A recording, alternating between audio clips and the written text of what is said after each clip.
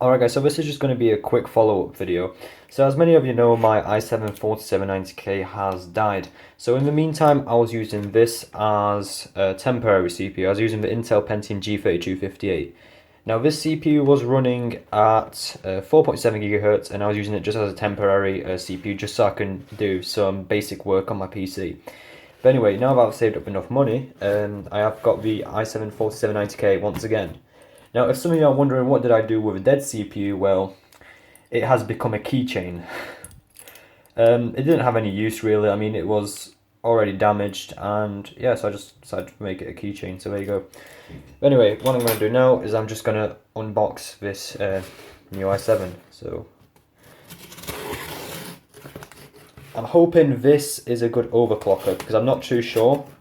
You can't predict if you're going to win the overclocking silicon lottery, but you know, I'm hoping it's going to overclock better than the other one.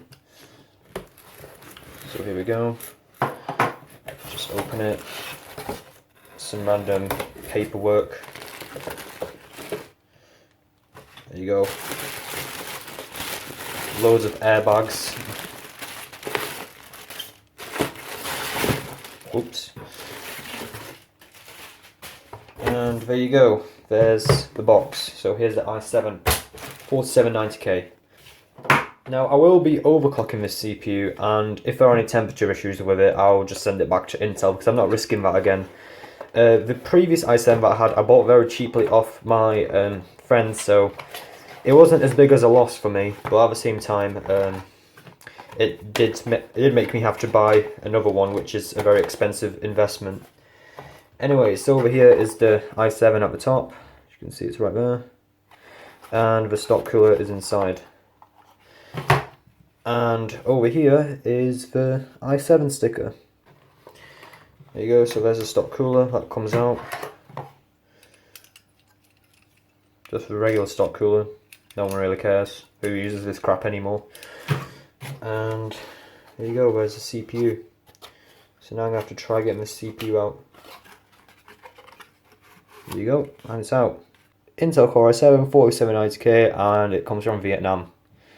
So I'll make sure I don't mess this one up again, but I'm going to get it installed and I'll see how far it overclocks. Alright guys, so I've been tweaking about in my BIOS, and I've come to a stable overclock of 4.8 GHz at 1.338 volts. Now the peak temperature I reached during stressing was around 87 degrees C on one of the cores. Now that isn't the greatest temperature, but you need to consider I'm running at 4.8 GHz on a Hyper 212, which is pretty much a budget air cooler. So these results are pretty impressive for what I'm running at. I might back it off to 4.7 GHz later on if it's not 100% stable, because I need 100% stability when I'm rendering and editing, because as you know, if you crash during rendering or editing, it's a pretty frustrating moment. So I might back it off to 4.7 GHz at some point if it's not 100% stable. But for now, it seems to be looking stable. I've ran the stress test for an hour and it's not crashed yet, so I believe it is currently stable. Now, in the future, I might get a water cooler and I might increase this up to 4.9 GHz if I get lucky, but for now, I'm just going to leave it at what it is, and I might even drop it, who knows. But that's it, guys, for the video, so I hope you guys enjoyed this video, and I'll see you next time. Peace out.